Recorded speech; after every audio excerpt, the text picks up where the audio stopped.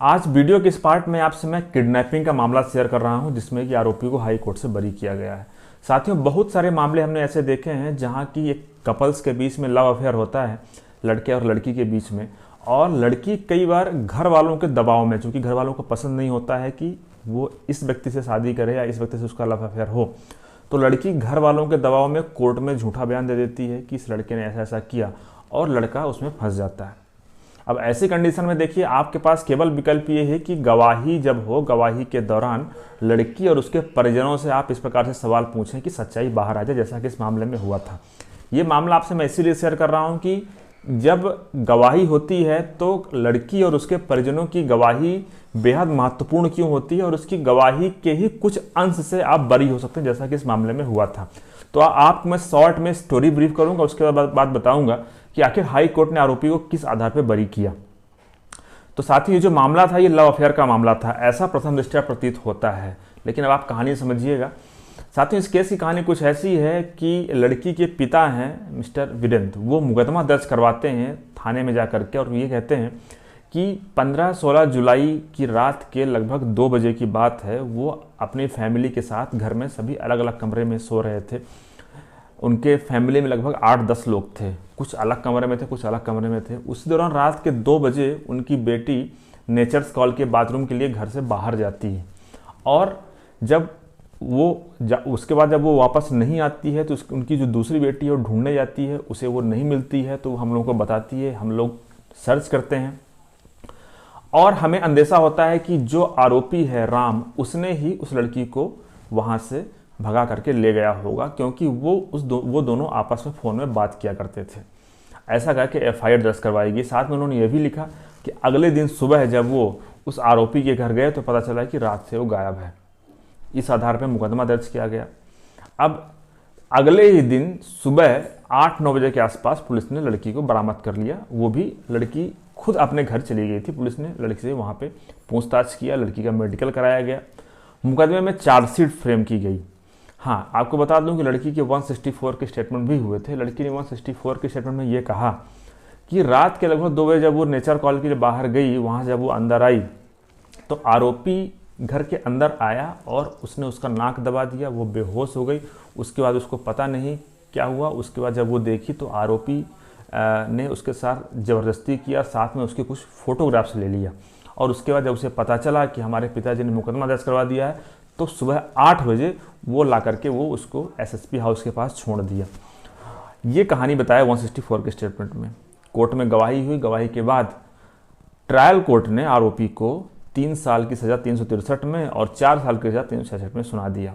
अब जब अपील की गई, अपील में हाई कोर्ट ने आरोपी को बरी कर दिया। बरी करने की वजह है कि आप समझिएगा। बरी करने की पहली वजह ये थी कि लड़की से पूछा गया कि आखिर आप ये बताइए कि आपने जैसा बताया कि वो लड़का घर के अंदर आया, आपका नाक दबा दिया और आप बेहोश हो गई, तो वो लड़का घर के अंदर कैसा आया?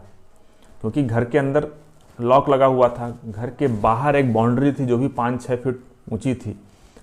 तो लड़की ने इसका स्पष्टीकरण नहीं दिया कि आखिर वो घर के अंदर कैसे आया, क्योंकि जब घर में लॉक है, दरवाजे को अंदर से बंद किया गया, तो जब तक उस दरवाजे को अंदर से खोला नहीं जाएगा तब तक कोई बाहर का आदमी अंदर नहीं आ सकता है। पहला पॉइंट था।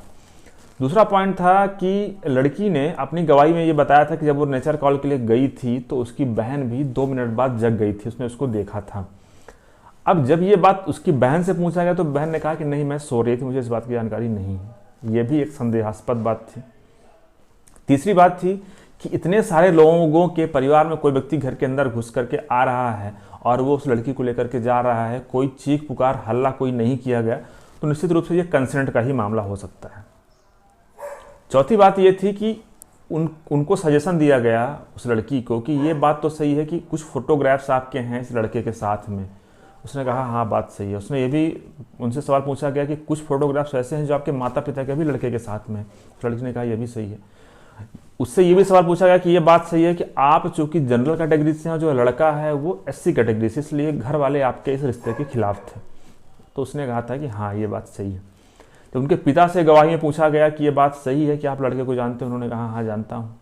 उनसे पूछा गया कि ये बात सही है कि आप लोग इस रिश्ते से खुश नहीं थे? बात करने से उन्होंने कहा बिल्कुल सही बात है। बाकी कहानी वैसे ही बताई गई जैसा कि उन्होंने घटना में बताया था कि कोई रात में आया, उनका लड़की को उसने बेहोश किया और लेकर के गया, उसके बाद लड़की को छोड़ दिया। इस प्रकार से कोर्ट ने जब इसमें फैसला सुनाया तो कोर्ट ने इन्हीं 3-4 बिंदुओं के आधार पर फैसला सुनाया कि ऐसा नहीं कहा जा सकता है कि लड़की ने अपनी परमिशन नहीं दी थी। हाँ, जहाँ तक रही बात एज की, तो एज को लेकर के मेडिकल एविडेंस ये कह रहे थे कि लड़की की उम्र 18 साल है।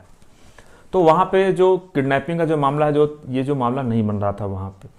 अब अदालत ने ये देखा यहाँ पे कि यहाँ पे लड़की ने निश्चित तौर पर लड़की की जो गवाही है विश्वसनीय नहीं है, क्योंकि उसने कोई हल्ला, कोई चीख पुकार नहीं मचाई।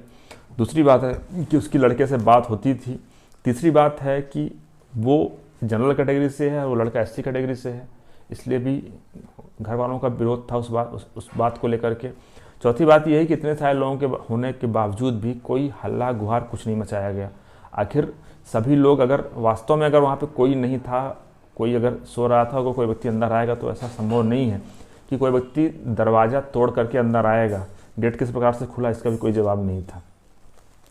इन ग्राउंड्स पे हाई कोर्ट ने आरोपी को बरी कर दिया। साथ ही इस मामले में एक बात और भी थी। इस मामले में लड़की और जो आरोपी दोनों ने शादी भी कर लिया था, लेकिन चूंकि जहां मामला किडनैपिंग का है और चूंकि कानून में ऐसा कहीं नहीं दिया गया है कि शादी कर लिया है तो बरी कर दिया जाएगा। अगर लड़की की उम्र साबित हो जाती है और लड़का अगर साबित हो जाता है कि उसने ऐसा अपराध किया है तो वहाँ पे सज़ा हो जाती, भले उन लोगों ने शादी किया है वहाँ पे। तो इस प्रकार से अगर भले ही शादी कर लिया बाद में, लेकिन आपको मामले की मेरिट पे ही लड़ना पड़ेगा, आपको मामले की कमियां ही निकालनी पड़ेगी। ऐसे हमने आपको पॉक्सो केस में बताया था कि वहाँ भी आपको डीएनए वगैरह को ही चैलेंज करना पड़ेगा।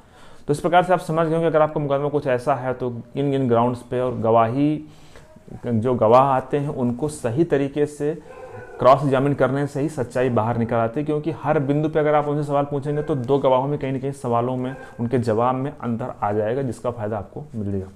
धन्यवाद।